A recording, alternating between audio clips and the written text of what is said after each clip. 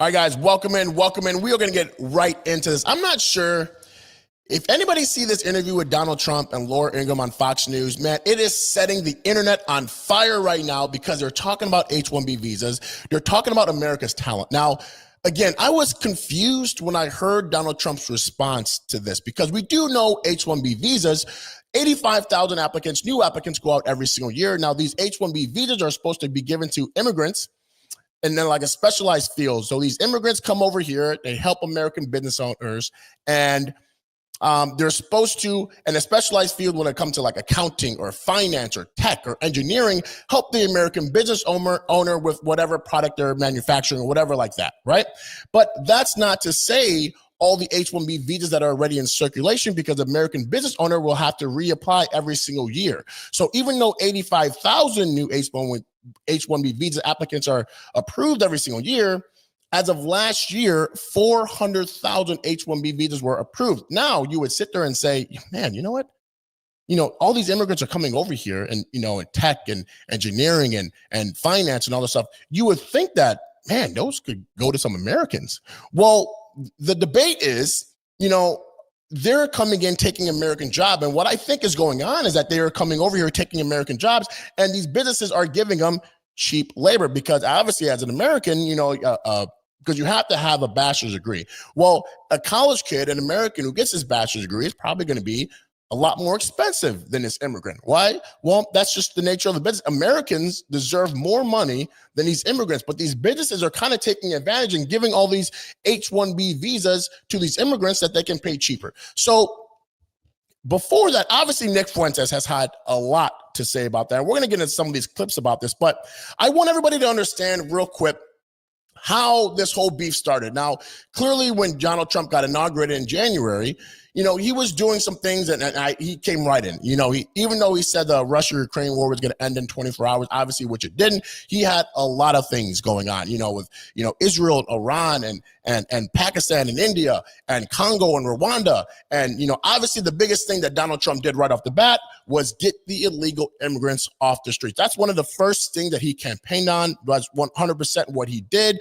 Obviously, people didn't like it, but as a conservative, you would say, yeah, let's get them off the streets because these businesses are hiring cheap illegal immigrants, taking American jobs. Now let's get money back into America's pockets. That is what he campaigned on, and that's what he did. Now we obviously have seen since January like 600, 700,000, maybe 1 million illegal immigrants taken off the street, which is great for American businesses. But now it's kind of like reduced a little bit. So before we even talk about that, Nick Fuentes has, you know, a lot to say about Epstein, and Donald Trump has gotten a lot of flack about Jeffrey Epstein. Now, I am one of the people that wanted those Epstein files released. I mean, that was something that Donald Trump campaigned on. We were all excited because, you know, as a typical politician, Donald Trump is not a typical politician, okay? He is going to tell you what he feels. He doesn't care if it pisses you off, it makes you upset. He's going to tell you how he feels. And that's not politicians, because politicians are very careful with their words. You know, they have a whole team behind them saying, hey, don't say this, don't say that. We want you to stay around these areas. We don't want you to piss these people off. Donald Trump's like, I don't give a crap who I piss off. I'm going to say how I feel. Nick Fuentes came in very, very hard at Trump when the files weren't released. So if you haven't seen how Nick Fuentes feels about Donald Trump after the files weren't released, I'm going to play it right now. And this is something that, it started a beef. And after this, once Nick Fuentes came at Donald Trump about the files, you knew it was a wrap after that. So here's what Nick Fuentes had to say. With the Epstein cover-up, oh, I don't want your support. You're a weakling. Fuck you. Fuck you. You suck. You are fat. You are a joke. You are stupid. You are not funny. You are not as smart as you think you are.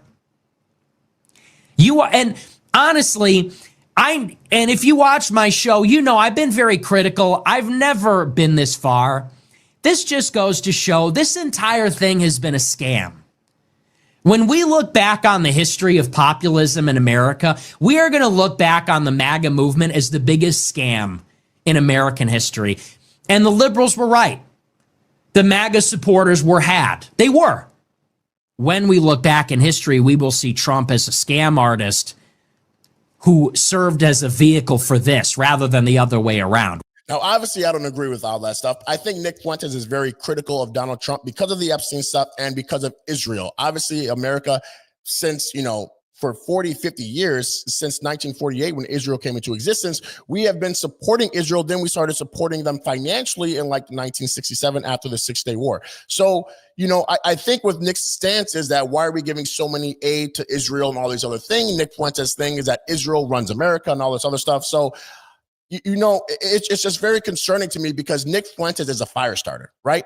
Donald Trump is one of the best politicians we've seen. Now I say that because he is one of the most influential people when it comes to authenticity. When Donald Trump says something, you're gonna like, damn, you know what? Yeah, I believe it.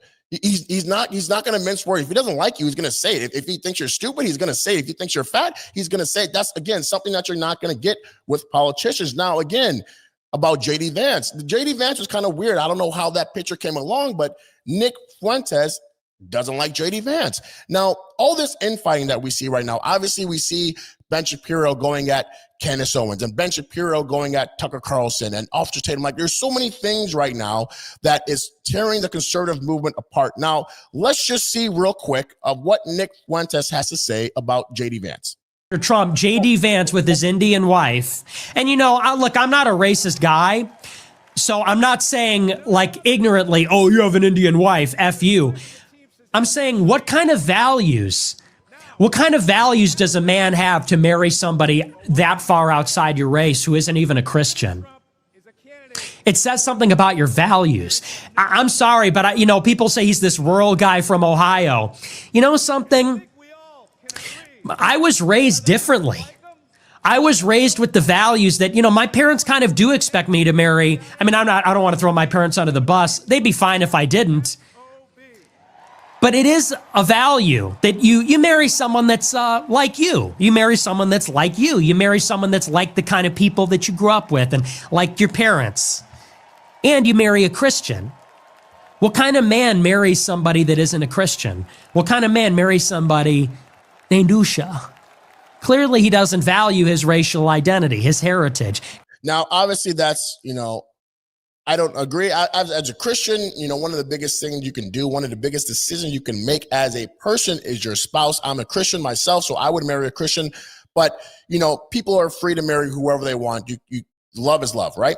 Now, in his defense, you're talking about when it comes to politics, who you marry is very important because, if your person is a Muslim or a Hindu or whatever, do you take a stance, let's just say, on American side, or are you more sympathetic toward the Muslim side or whatever your wife believes? Now, for instance, if you're a Jewish person and you marry a Palestinian, which obviously would never happen, but obviously you can kind of see if you're America first and you're a president, but you really want to support Israel, but then your wife is a Palestinian, now you can see how that's going to be conflicting. So that's kind of his point. But going back to the main story right now, Donald Trump said some interesting things about this H1B visas and American talent. It's kind of crazy because that's not something that Donald Trump I would think would say. But let's just get right in to see what Donald Trump had to say about the talent pool of America and H1B visas. All that money is coming in. It's investment. It's building auto plants. It's building AI plants. So by the way, we're leading China by a lot on AI. We have potentially the greatest, already it is, but when these things open up, there's never going to be a country like what we have right now. And does that mean Republicans have to talk about it, Laura. And does that mean the H-1B visa thing will not be a big priority for your administration? Because if you want to raise wages for American workers, you can't flood the country with tens of thousands or hundreds of thousands of foreign workers. You also do have to bring in talent. We have plenty of talented people here. No, you don't. We don't have talented people here? No, you don't have certain talents, and people have to learn. You can't take people off an unemployment line and say, I'm going to put you into a factory where we're going to make missiles, or I'm going to put How did we ever do it before? Well, I'll give you an example. In Georgia, they raided because they wanted illegal immigrants out. They had people from South Korea that made batteries all their lives. Making batteries are very complicated. It's not an easy thing and very dangerous. A lot of explosions, a lot of problems. They had like 500 or 600 people, early stages, to make batteries and to teach people how to do it.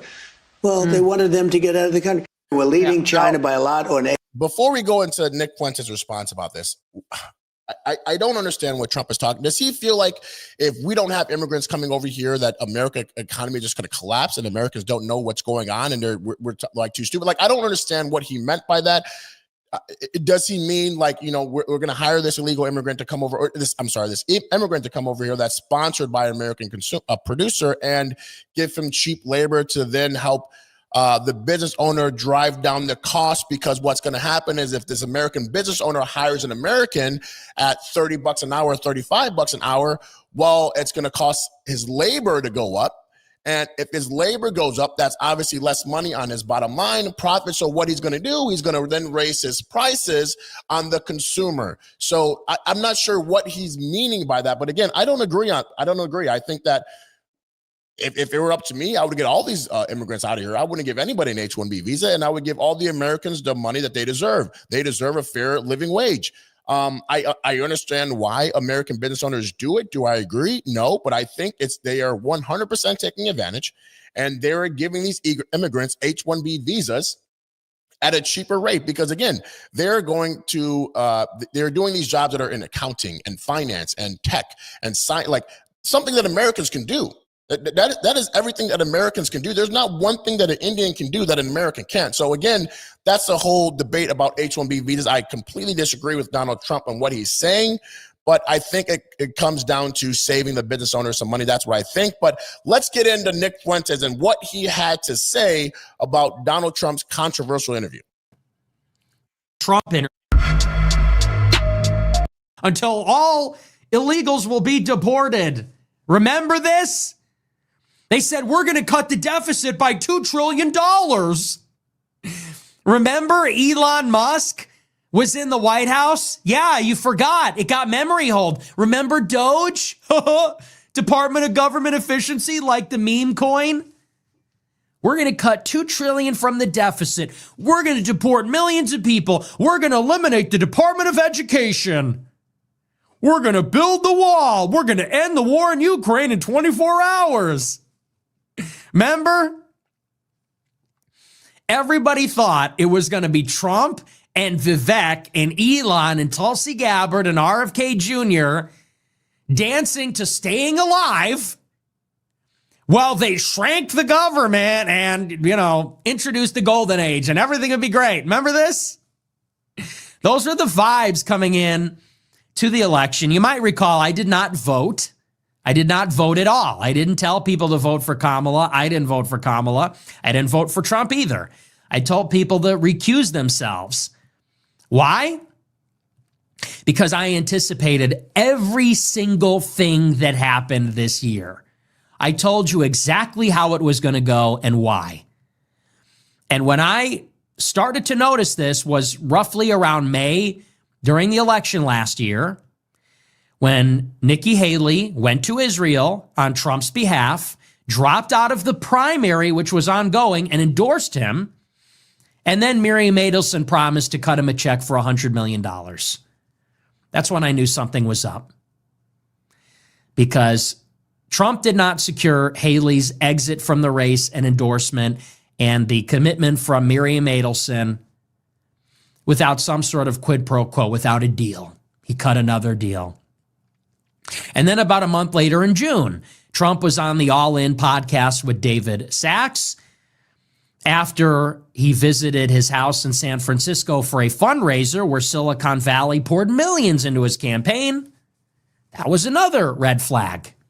And during that All In appearance on the podcast, he said we were going to staple green cards to diplomas, the age-old policy that never seems to die. They promised they're going to give permanent residency to every foreign student that graduates from any degree program in the United States. Horrible open borders, America last policy. It was those two things, but there were others too. Those were the first major things that made me say, you know what? This is not going to be different.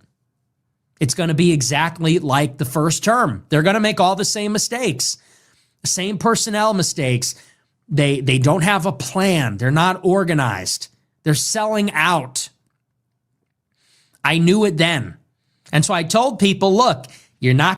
Now, do I think Donald Trump has sold out? Absolutely not. I think that there has been some strategies changing on with illegal immigration. Now you've seen in the news, you haven't really seen a lot of stories. You remember when ABC and CNN and all these, journalists would be out in the street, oh my gosh, ICE, ICE, ICE. You haven't really, within like the last couple of weeks, you haven't really heard that much about ICE coming in, a little bit, but not like it was back in the day. I mean, every single day there were news crews and everything like that, talking about interviewing people that just saw their family deported. And now you have Marjorie Taylor Greene talking about, hey, she doesn't support Donald Trump, and Donald Trump is a traitor and all this stuff. Now you would ask yourself, why would MTG, who was a huge supporter of Donald Trump, say all this stuff? Well, guess what? I mean, the three fields that you're most likely going to have illegal immigrants are agriculture, are hospitality, and what's the last one? Construction. What does MTG have? Well, she's part owner of a construction company. So you would sit there and say, wow, MTG is very critical of Donald Trump because, well, she's getting affected because all the illegal immigrants are coming over here and getting cheap labor. So you can see now why Donald Trump, this is so kind of weird, why, we're getting all these people out, it seems like, but we're kind of supplementing it with H1B visa. So let's get back to this interview with Nick Fuentes. This is a softball. Laura Ingraham serves it up. She says, so what do you think actually about the Chinese students? Which at one point it was said Trump was going to ban Chinese students from coming here altogether. All Chinese students would be barred from entering the country, and that was part of the trade war. That sounded good. And Trump did a 180. He said, actually, we're going to bring twice as many Chinese students in. Then he said, well, no, that's not what we meant. So Laura Ingraham asked him to clarify. This is what happened. This is from Fox News. It says, quote, President Trump on Monday defended his administration's plan to offer 600,000 visas to Chinese students. Laura Ingraham pressed him during an interview, questioning how the proposal was MAGA if it crowded out spots, if it crowded out spots for American students and whether universities were getting rich from Chinese money. Trump argued that foreign students are actually vital to keeping U.S. universities financially stable. He said, quote, we do have a lot of people coming in from China. We always have, China and other countries. We have a massive system of colleges and universities, and if we were to cut that in half, which perhaps Trump on Monday defended his administration's plan to offer 600,000 visas to Chinese students. Laura Ingraham pressed him during an interview, questioning how the proposal was MAGA if it crowded out spots, if it crowded out spots for American students and whether universities were getting rich from Chinese money. Trump argued that foreign students are actually vital to keeping U.S. universities financially stable. He said, quote, we do have a lot of people coming in from China. We always have, China and other countries. We have a massive system of colleges and universities, and if we were to cut that in half, which perhaps makes some people happy, you would have half the colleges in the United States, they would go out of business, he said. He said, I actually think it's good to have outside countries. Look, I want to be able to get along with the world, not with the French, though, he said. Laura Ingraham said, but the Chinese, they spy on us. They steal our intellectual property. Trump said, you think the French are better? Ingraham said, yeah, obviously. Trump said, I'm not so sure, citing French tariffs. He said, it's not that I want them, but I view it as a business. One thing you don't want is to cut half of the people, half of the students from all over the world and destroy our entire university and college system. Now, real quick, before I keep playing this, we do know that Chinese companies have unfair trade policies. Now, that's something going back to years and years where we have a fair trade market, because what happens is Chinese people will try to monopolize and try to get American businesses to close down so they can be the sole producer of a product. How do they do that? Well, because Chinese people, and their companies, they will lower the cost of their good under the cost of production, right? Because then the Chinese government will give them subsidies to cover the loss of what they're doing. So then a Chinese government can say, I'm going to go into the American market and I'm going to sell this good for, let's just say, $200. And America is selling it for $500 and $600. So what happens? All these consumers are like, oh, crap. Over here, this Chinese company is selling it for $200. I'm going to go over here, putting Americans out of work. And guess what? That Chinese company never lost any money because the Chinese government says, hey, look, we're going to subsidize you. We're going to give you this money that you lose so then you can be the sole producer. That's how it works. I don't want to do that. The remarks mark a reversal from earlier this year when the Trump administration said it would aggressively revoke Chinese student visas amid espionage concerns. In August, Trump changed course and announced plans to expand the program dramatically. More than 277,000 Chinese students studied in the United States last year, according to the Institute of International Education. Now it's going to be 600,000. Okay? Pay attention to what Trump says here. He says, first of all, he says, I could cut the number of Chinese students in half and make some people happy, he said. But think of the universities. Then what would happen? That's one. Two, he said, I look at it as a business. It's a business. It's all about money. We need the Chinese money. So when Trump says that cutting the number of Chinese students would make some people happy, who do you think those people are? Exactly. It's his voters. When Trump says, well, you know, I could cut the number of Chinese students coming into America, I suppose that would make some people happy.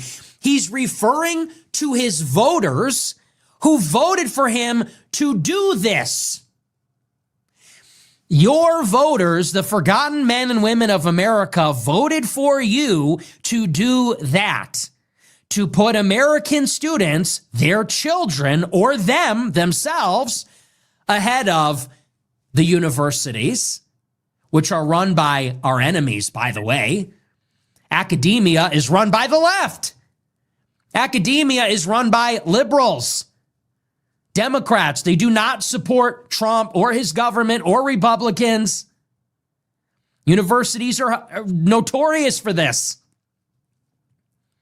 Now, real quick, before I continue, I got to say, what I think is going on, I think Donald Trump is being pressured by American business owners because Nick is absolutely right. This is something that he ran on to put America first, okay? That means we don't care about the illegal immigrants coming over here. We don't care about the people getting approved for H1B visas. We want jobs in Americans' hand. Now, yes, if you give an American a job that an American business owner might not want to do and prefers an immigrant because he can pay him cheaper, the American business owner might say, hey, you know what, Donald Trump? Look, man, you know, you're getting rid of all these illegal immigrants and it's causing my labor to go up.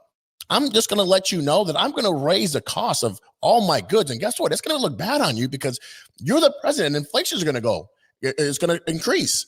Do you want inflation to increase, or can I just hire this immigrant from India or China, pay him $10 an hour, and my prices won't raise? And this is what I think is happening. This is the only thing that makes sense to me of why Donald Trump is going this route and getting all these H1B visas into the United States. And Chinese students. So Trump says, well, I guess I could make you happy by doing what I promised. I guess I could make my voters happy by doing what I promised to do. But think about all the money. Think about the Chinese students and think about all the money that would go to the universities. I don't know. I think that it would actually be a good thing if we had fewer colleges and universities. If colleges and universities cannot exist without foreign money, then they shouldn't. Isn't that a simple and basic principle? I absolutely agree with that one. And also, I would even go a step further and I want to get rid of all the HBCUs, to be honest with you. I understand that, you know, they were created, you know, for, you know, Black people when they couldn't get into regular institutions. But the graduation rate for an HBCU is like 20%. And we give billions upon billions of dollars every single year to these HBCUs, and they can't even graduate. It's 20%. Imagine the amount of money if we just say, hey, look, we're not giving you any money. We're now putting it back into the economy and allowing people, and now we have more money to give to Americans and get a higher wage and increase their, you know, living, and so they can have more money in their pocket. I mean, we gotta really do some stuff about, you know, HBCUs. Colleges will go out of business. Students, you can't go to college because a rich Chinese oligarch's kid has to keep the universities afloat, because otherwise the colleges will go out of business. I don't even have a problem with that. But if that's what you're saying, why can't we just bail them out?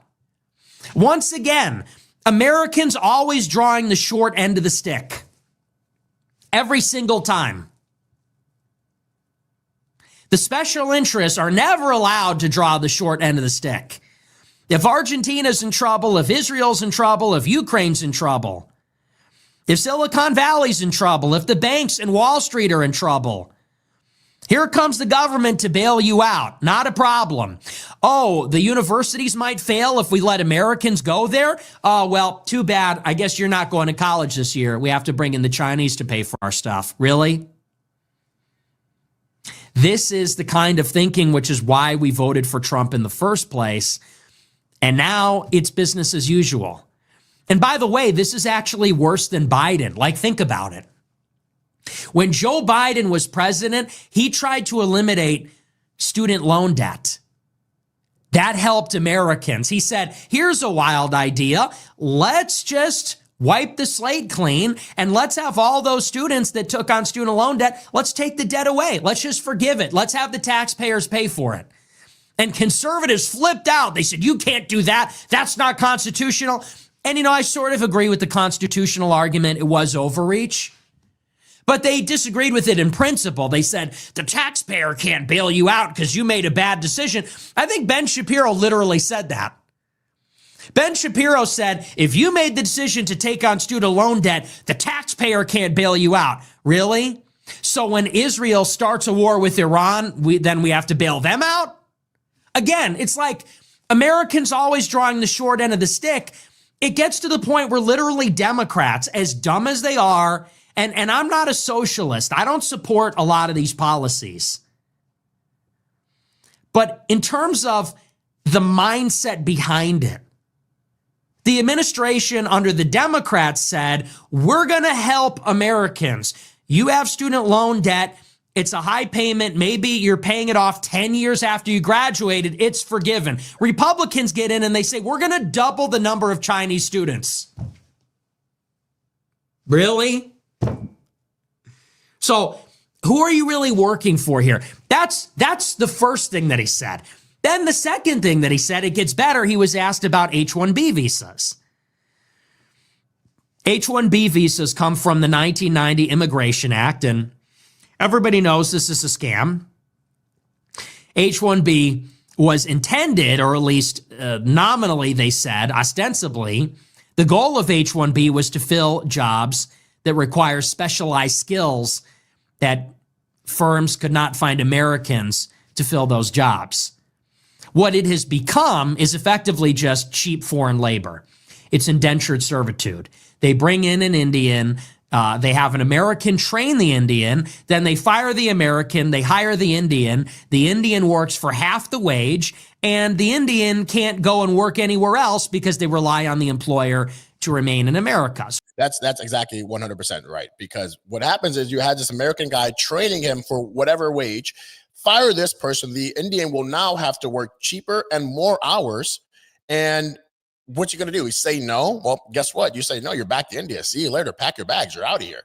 So that's kind of, it's kind of like, supplementing the illegal immigrants that have been kicked out of the country, but now saying, wait, you know what? We are going to give these H1B visas. By the way, it's accounting, it's finance, it's engineering. Americans can do that job. I mean, what is an Indian or a Chinaman doing that American can't do? Why do we need the H1B visas? Why are the American business owners saying that we need these H1B visas if it's not for increasing the profit, increasing the bottom line of the American business owners, because they don't want their labor to go up, because they want cheap labor and they don't want to pay an American a fair living wage? So it's like they're indentured to the employer. They're cheaper. There's less regulations. That's what it has become. It's basically become a subsidy for Silicon Valley in particular, but big firms in general, and we're underwriting their labor cost, replacing Americans with Indians. This is what Trump had to say about this. Laura Ingraham asks him, H-1B visa, will that be a big priority for you? If you want to raise wages for Americans, you can't flood the country with hundreds of thousands of foreign workers. Trump replies, you have to bring in the talent. She says, well, we have plenty of talented people here. Trump said, no, you don't. No, you don't have talented Americans. He says, you don't have certain talents. People have to learn. You can't take people off the unemployment line and say, go make missiles. Laura Ingraham says, how did we do it before? Trump said, I'll give you an example. In Georgia, we raided Hyundai for illegal immigrants. They had people from South Korea. They had 500 to 600 people. Early stages to make batteries, to teach people how to do it. Well, they wanted to kick them out of the country. You need them. You can't bring in $10 billion for a plant, take people off the unemployment line, and start making missiles. It doesn't work that way. So that being a non sequitur aside, once again, this is just the next stage. So first they take the seats at the advanced universities from Americans, then they take the best jobs, then they take the best STEM jobs. No, you can't go to college, that's for the Chinese. No, you can't get a tech job, that's for the Indians, that's for the South Koreans. That's for Asians and immigrants from other countries. Americans can't do those jobs. Really? So hey, what jobs can we do? Americans apparently can't go to universities. And Americans also, they won't do the low-skilled jobs that the Mexicans do. They also won't do the high-skilled jobs that the Asians can do. They refuse to do the low-skilled jobs that the dumb peasants from Central America do because they're lazy and they just can't work with their hands. And they're not able to do the high-skilled jobs that the Asians do because they're stupid. You can't take them out of the unemployment line and teach them to make missiles. And by the way, both of these things are not true. Of course you can do that. Of course you can.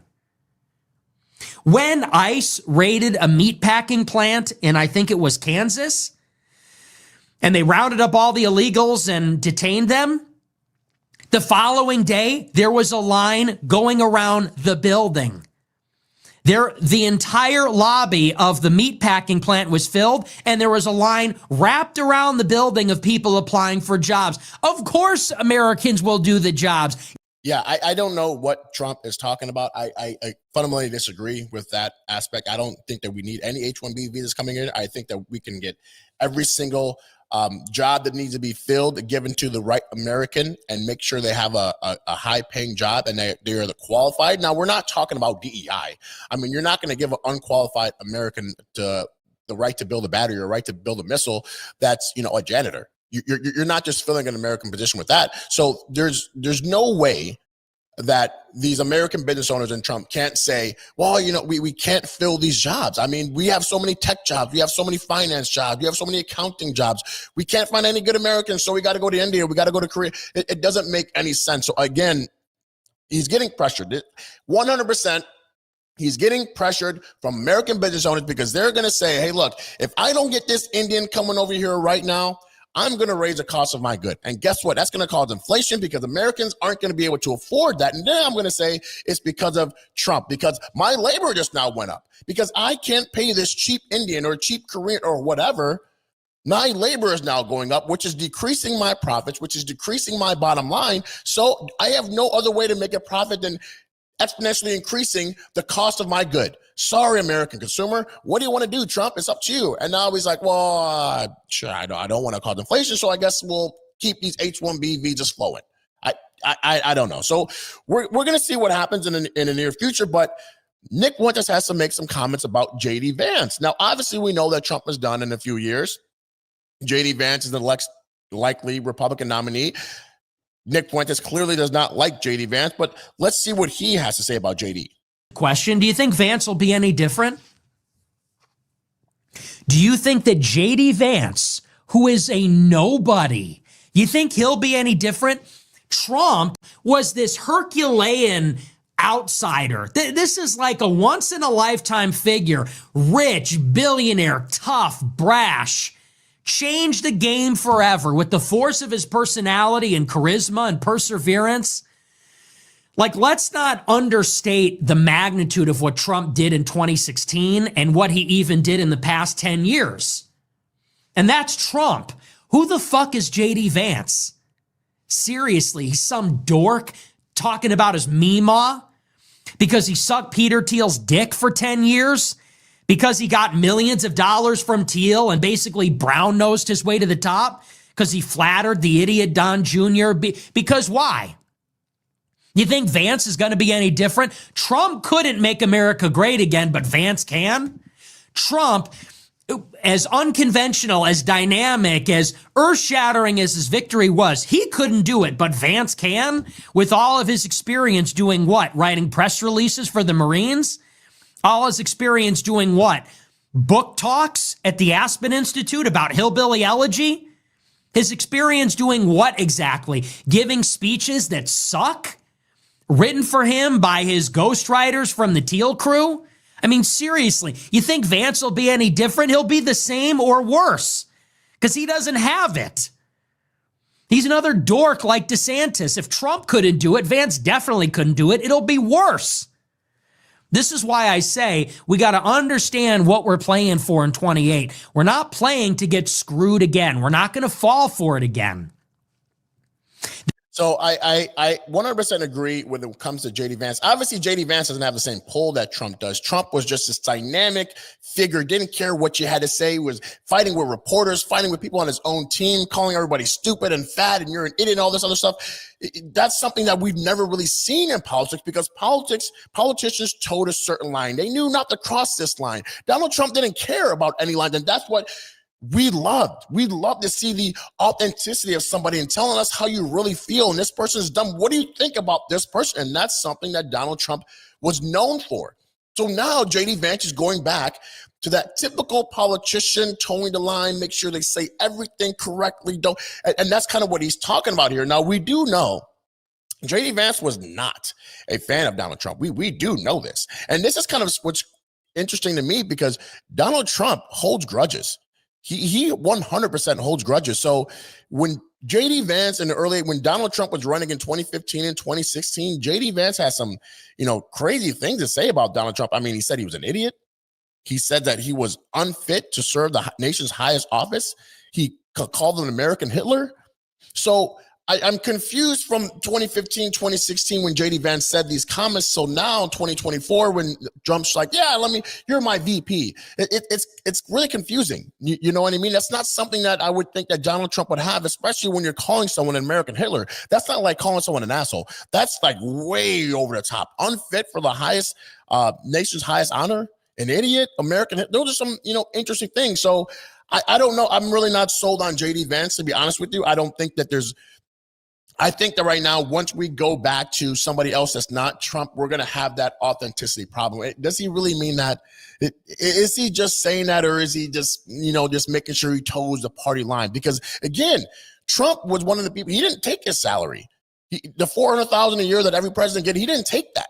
He was the person that was running on not taking anybody's money. I'm a billionaire. I don't need your money. You're not going to control me. You're not going to tell me what to say and how to say it and when to say it. I'm going to say what I want. I don't care if you get mad. And that was what we loved about Donald Trump. Again, this whole thing about the H1B visas, I think he's getting pressure from the inside 100%. He can then say, Laura, these American business owners are calling me 24/7 saying that their labor is going up and their profits are going down. And the only way they can make some money is by increasing their product and their good.